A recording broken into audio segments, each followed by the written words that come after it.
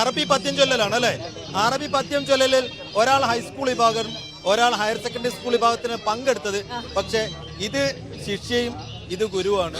എന്നാൽ ഗുരുവായി നിൽക്കുന്നുണ്ടോ? ഇല്ല, ഗുരുവും പാർട്ടിസിപ്പേറ്റ് ചെയ്യുന്നുണ്ട്. അങ്ങനെയുള്ള ഒരു സങ്കീർണമായ കഥയാണ് അല്ലേ? പേരെന്താ? റന്ന. ശിഷ്യ. ഗുരുവിന്റെ രണ്ടുപേരും ഒരേ ഐറ്റത്തിലാണ് പാർട്ടിസിപ്പേറ്റ് ചെയ്തത്. ഓ, അത് കൊള്ളാമല്ലോ. രണ്ടുപേരുടെ റിസൾട്ട് വന്നു. രണ്ടുപേർക്കും A grade. Oh my god, ഗുരു ശിഷ്യ എ ഗ്രേഡ് ഉണ്ട്. അപ്പൊ നമുക്ക് ആ എ ഗ്രേഡിന്റെ പെർഫോമൻസ് ഒന്ന് കാണാം. യെസ്. അപ്പൊ ആദ്യം ആരാ? ഓക്കെ, ആദ്യം ശിഷ്യക്ക് വഴിമാറി കൊടുത്തിരിക്കുന്നു ഗുരു. يا غازتي يا صبورا بعمي فتبكي زمانا بعينيك قومي وقومي وقصي فما بال وطني فأين سلام ينير بعمي طوال الليالي بكاء لأم بذبل زهوري أماما بهمي يصيب الجراح تسيل دموع ومن عين طفل بحجر النعيم ومن عين طفل بحجر النعيم.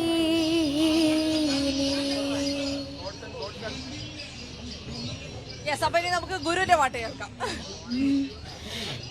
يا طفل عزت صوتك نار يزلزل وجدان كل الأمين فمهما تناثر حولك قصف ستبقى رجاء وعزم الجبين رصاص شديد يفيض عليهم بكاء الصغار نداء الحنين صراخ رفيع كسرع الرياح يزلزل قلب العدو اللعين يزلزل قلب العدو اللعين.